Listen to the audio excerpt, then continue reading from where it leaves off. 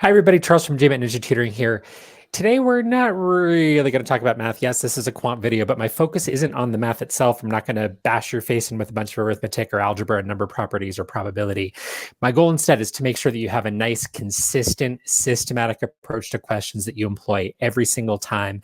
And most people, when they first hear something like that, go, oh, that sounds really, really boring, not sexy. I agree. I'll go through this in a second. The least sexy, least interesting thing you're going to learn about the GRE, but I can also tell you that it's the most important. The single biggest reason why GRE quant scores go to die is because you beat yourself, you make careless errors, you mismanage your time. That's where the wheels come off, wherever your math skills may be. If you're fantastic at math, mediocre at math, kind of crappy at math, doesn't matter. I want to make sure that you are maximizing your score given wherever you are with the content itself. So today's focus is going to be on how to do that in ways that save you time. Make sure that you use every minute of your time on the exam wisely to maximize how many questions you get right and getting the right questions right. And I'll explain what I mean by that in a moment. Structure for this video, I'm going to talk a little bit about the scoring algorithm on the GRE very, very briefly. Talk about overall approach, what you should be doing as you approach quant questions. I'm going to go through 4 examples. Again, nothing meant to be super, super tough. 2 problem-solving questions of different types, and then 2 quantitative comparisons, and give you a nice, clean process for approaching those every time. All right, algorithm on the GRE. Here's how it works in brief. You're going to see one quant section. Depending on your performance on that one, you will see either a harder or easier section. It's an adaptive test, meaning that the better you perform on that first section, the harder the questions will be on the second section. And your score isn't really based on exactly how many questions you get right or wrong. Instead, it's based in part on which questions you get right or wrong. So the upshot of that is if you miss easy questions, whatever that might mean for you, if you miss questions that are easy for you, that's where your score gets you into really, really big trouble. There was an academic study done about a decade ago using the exact same algorithm that the GRE runs. And the short version is that if you make 2 really, really dumb errors on questions that you should get right early in the test, that's the sort of thing that can cost you somewhere between 2 and 5 points on your GRE quant score. That's the equivalent. So be really, really careful. The goal is don't ever beat yourself. Don't make careless errors. Now we're going to talk about a process for making sure you don't do that. Nothing super exciting, a lot harder to put into practice than it might sound. Every time you see a GRE question, I want you to read it twice. No exceptions. Sit on your hands if you have to, if that's what gets you to read it twice before you jump in. 2 big reasons for that. Number 1, obviously, if you misread the question, you're in trouble. Reason number 2, if you just barrel into the first idea that comes to mind and you just start doing stuff and there's algebra and arithmetic flying everywhere, you're very, very likely to pick less efficient paths through the question. So what I want you to do instead, read twice. That gives you a little bit of time to digest, think through what you're going to do. Step 2, plot your path forward, and make sure that it's very deliberate. The way the GRE writes their questions, very frequently there are 2 or 3 or 4 different ways to approach it. Part of what the time pressure is all about is seeing if you can choose the better ways to approach it. So give yourself some time, read twice, make sure you're not making the goofy error of skipping some modifier. It tells you that X is an integer, X is not an integer, it's negative, something like that. Make sure you're answering the right question and buy yourself some time to find an efficient path forward. Now, just as importantly, maybe more importantly, if your path is garbage, if you don't see a good way forward, if you kind of go, wait, I've got an idea here, but I think it's going to take me 2 minutes, 3 minutes, 4 minutes, not sure it's going to work.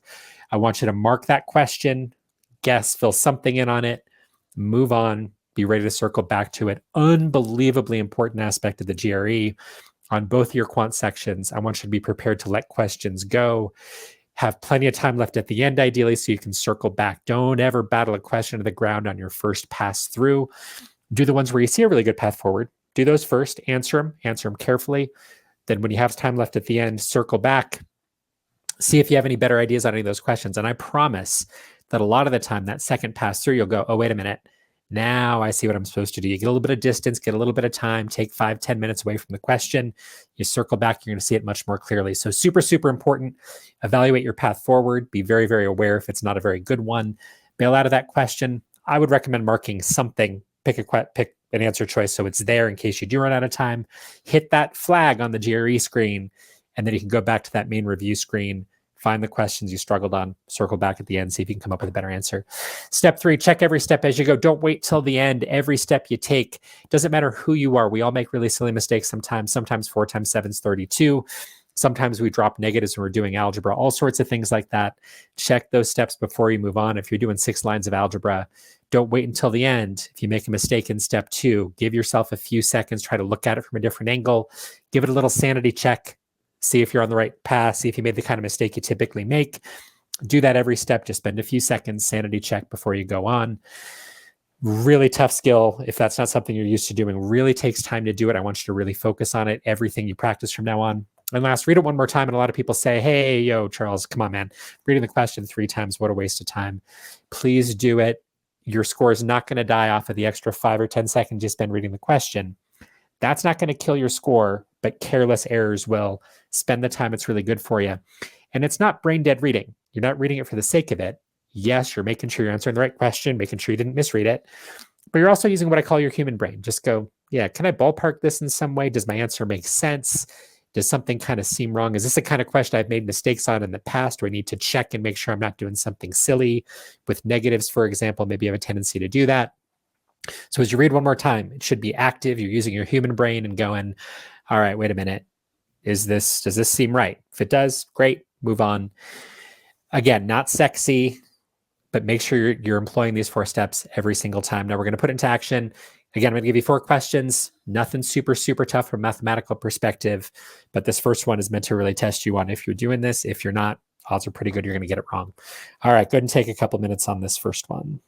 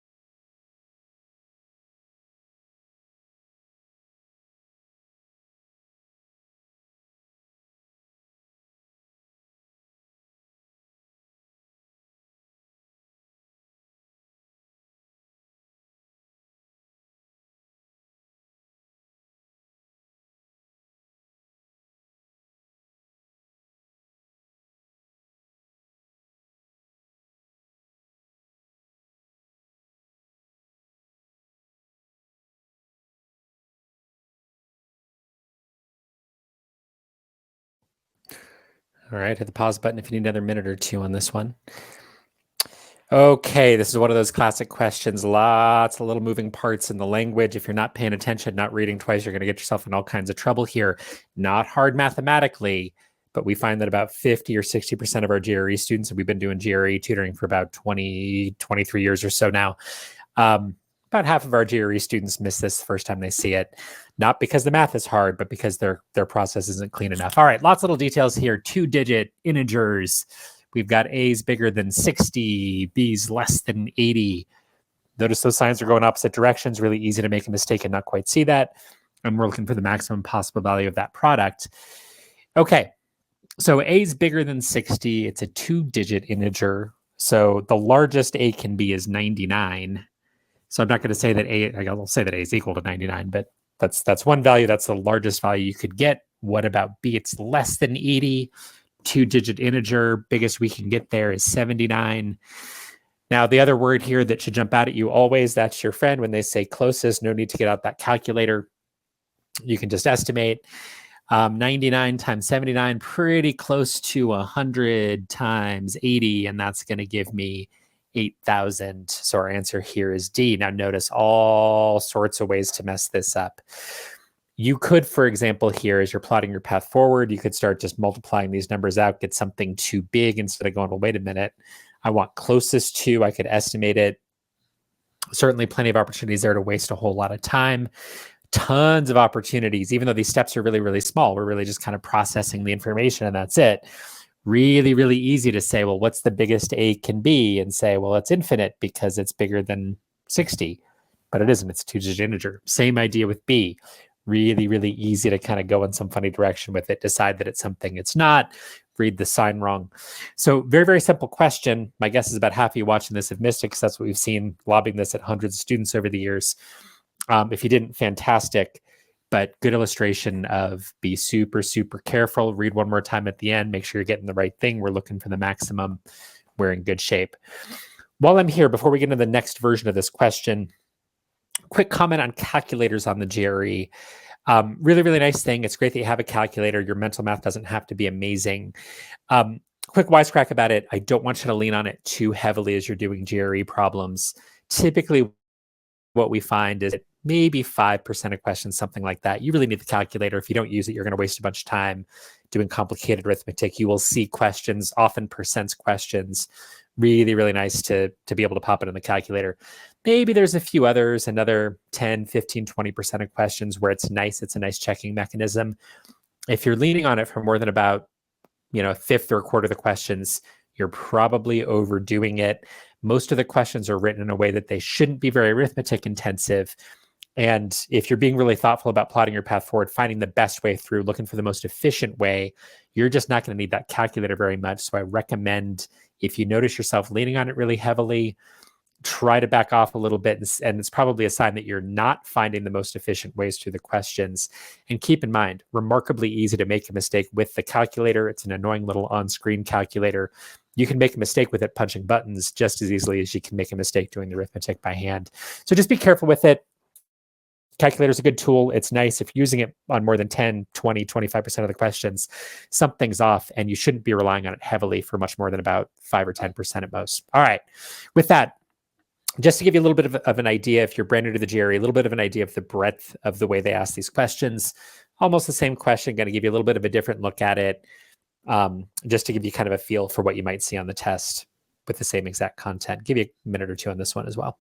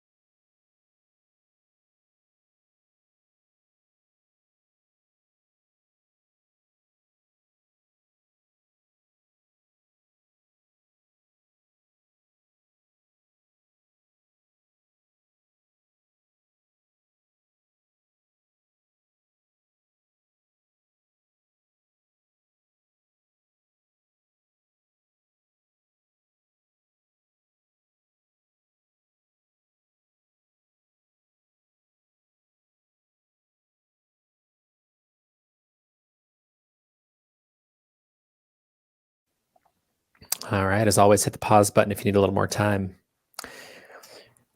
Okay, obviously nearly identical to the previous one, just a different format. You're going to see this not infrequently on the GRE, select all that apply kind of questions.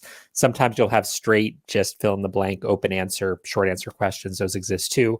Most of your quant's going to be multiple choice and quantitative comparisons. You'll see these guys, not so different, really just problem solving. You just need to kind of a little bit of a broader understanding of the question. That's it, a little bit more work maybe. So same deal. Again, reading twice to be super, super careful. You need to read it a third time, knock yourself out. We know that A and B are two-digit integers. Still, we've got some restrictions on them. Now we want to know the full range of possible values of A, B, essentially. So what do we know about A? Well, we know that A has got to be between, it can't actually be 60. It's got to be bigger than 60. So A could be, I'm going to write it as 61. So A could be 61 at minimum, 99 at maximum. It's got to be two digits. Similar deal with B, and I'm going to double check all this as I go because it's really easy to mess some of this up. It's a 2-digit integer less than 80, so the biggest it could be is 79, smallest it could be is 10. So a couple things you could do from here. And again, this is all that optionality we talk about all the time where it's like, yeah, I've always got choices. I can do more efficient things, less efficient things here. I could just straight calculate this and get the range and then figure out which ones are on the inside and go with that. That doesn't sound too bad here. So 61 times 10 is going to give me my smallest possible value here.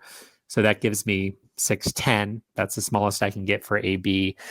Now the product, get out your calculator here if you want to. You can also just kind of go, well, it's going to be less than 8,000. I know that. I know that AB can't actually be 8,000 because 99 times 79 is going to be smaller than that. So I know it's not E. I know it's not F. And again, you get out your calculator, double check. And I know that it's got to be bigger than 610. So AB can't be answer choices A or B either. And here's my winners. So the product AB could be somewhere between 610 and something less than 8,000. So it could be 4,800, could be 5,600. No problem. All right.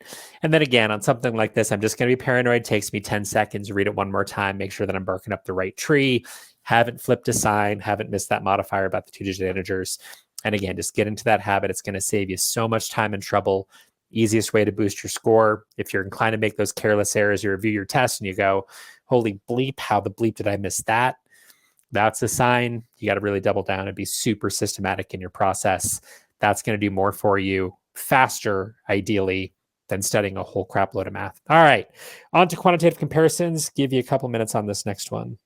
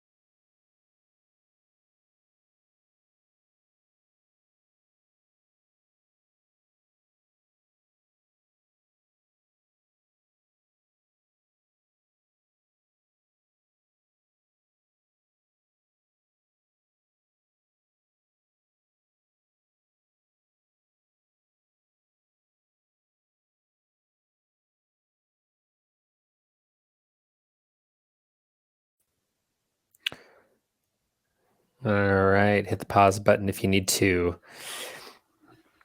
Okay, first quantitative comparison to the video. I'd love to tell you that there's some special, magical, different thing you should be doing for quantitative comparisons than you would do for problem solving. Not really the case here. In some of our other videos, we're going to get into some nuances of quantitative comparisons with certain features like number picking, when that's a good option, when it isn't a good option. Here, pretty straightforward. You just deal with this mass of text and all this stuff. Really, we just need to figure out what n is and then compare, is n bigger than 4, equal than 4, smaller than 4, or are we not sure? Fairly straightforward on the question type, nothing special about the quantitative comparison aspect of it. What we do see on this question is a lot of people just get paralyzed by the fairly large wall of text, 2 variables, and we catch a lot of students kind of lunging at it and going, oh, well, maybe this is 5 and 6 because it looks sequential, which is not really the case. Or they say, well, there's an m and an n there, maybe m and n are equal, I don't know what they are, and they kind of lunge at D. Again, follow your process. If you're going to do the question, do it systematically. Read twice. Decide if you have a good path forward. Here, as you read this, hopefully you're kind of going, well, it looks like there's an equation emerging. I can get the average of list A, add all those guys up, divide them by 5, equate that to the average of list B, add those up, divide it by 4, see where it gets me. So if you think that's going to be way, way, way too much work, again, as always, you can always mark it, guess, move on, come on back to it when you have time left at the end. Not a bad idea. For some reason that's not clicking for you. If you read it twice and you say, well, all right, let me just calculate that average, see what happens. Great. Do it carefully, do it systematically. Lots of little ways to screw this one up. Let's get rolling. List A. So I've got 2 plus 3 plus 4 plus 5m plus n divided by 5. That gives me the average for list A. What about list B? Same process, 2 plus 3 plus 4 plus 4m. Divide all that by 4, not 5. Really easy mistake to make. 4 terms here to get the average divided by 4. Obvious when I say it. See plenty of students make that kind of mistake. Again, checking each step as I go, giving myself a quick sanity check, 3 seconds, make sure I don't do something silly. We all do silly things, just a question of whether we can catch it, avoid those score-killing careless errors. All right, from here I can cross-multiply. I'm also going to simplify as I go. 2 plus 3 plus 4 just gives me 9. So left side, I'm going to multiply that 4 over. So I get 4, and then I get my 9 here. 9 plus 5m plus n. Same deal over here. Multiply the 5 over, and I get 5 times the quantity 9 plus 4m. Now, this is the sort of moment where if you're not being patient enough with your algebra, you might kind of go, 2 variables, I'm not getting anywhere, I'm in trouble. Take a breath. A lot of the time when you get funky looking algebra on the GRE, it's going to clean up. Something's going to emerge from it. Be patient. See what happens in a couple of steps here. If you've committed to doing it and you think this path is getting you somewhere, keep doing the math carefully. Not a whole lot more work here, really. 4 times 9, I get 36 plus 20m plus 4n, just distributing on both sides, 45 plus 20m, and there it is. I can subtract 20m from both sides. So and then I'm going to subtract the 36 from both sides. So these guys go away, and I'm left with 4n equals 9, and n is just going to be 9 over 4. Fantastic. Now I'm done. I know that B is 4, quantity A is 9 over 4, B's got to be larger, and my answer is B. All right, not too bad. One last question here. I'm going to push a little bit on this. It's the hardest question in the video, in my opinion, by far, I think, for most of our students. It's just going to require a little bit more flexibility, nothing super special here. If you struggle on it, no shame in that at all. Fairly tough question for a lot of you. If you're scoring above a 160, maybe it's very easy for you. If you're below that, no shame in struggling, but good to embrace the struggle. Try to be flexible, see if you can find a good, clean path forward on it. Give you a couple minutes on this one, and then we'll wrap up.